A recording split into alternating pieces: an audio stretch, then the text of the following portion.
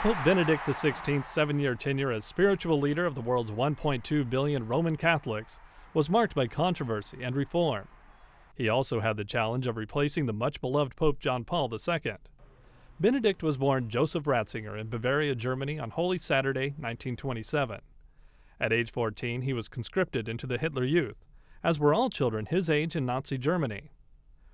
After World War II, he studied to become a priest, spending 3 decades near the top of the church hierarchy. Benedict was elected pope in 2005 after John Paul's passing. From the onset, Benedict's papacy promoted a conservative agenda on abortion, euthanasia, and priest celibacy. Although he led the Catholic Church's foray into social media, Benedict may be remembered most for his stance on sexual abuse by priests. It was the leading issue during his tenure. We are deeply ashamed, and we will do all the possible that this cannot happen in future. He defrocked nearly 400 priests over 2 years for sexually molesting children. And for the first time, the Vatican issued explicit written guidelines telling bishops to report abuse to police. The Pope also held tearful meetings with victims to offer solace. His tenure was not without missteps. Just a year into his papacy, Benedict angered the Muslim world by quoting from a medieval text. The text characterized some of the teachings of the Prophet Muhammad as evil and inhuman. He soon apologized for any offense and made a rare visit to Istanbul's Blue Mosque.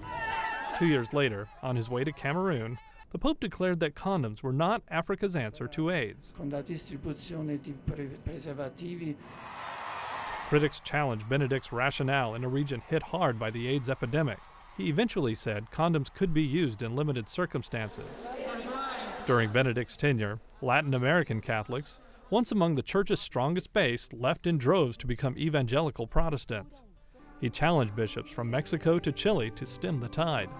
Like the 264 popes before him, Benedict's chief aim was inspiring faith. Young people in particular, I appeal to you.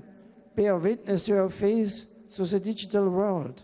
He was the first pope to embrace new media as a tool of inspiration, launching a YouTube channel, an iPhone application, and a Facebook page.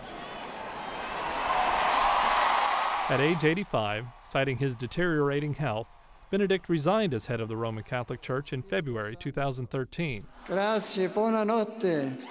Grazie. He was the first pope in nearly 6 centuries to resign from the position. While he lacked his predecessor's flair, religious scholars say Benedict's legacy is as the first true 21st century pope, reaching out to the faithful in new ways while holding tight to tradition. Walter Ratliff, The Associated Press.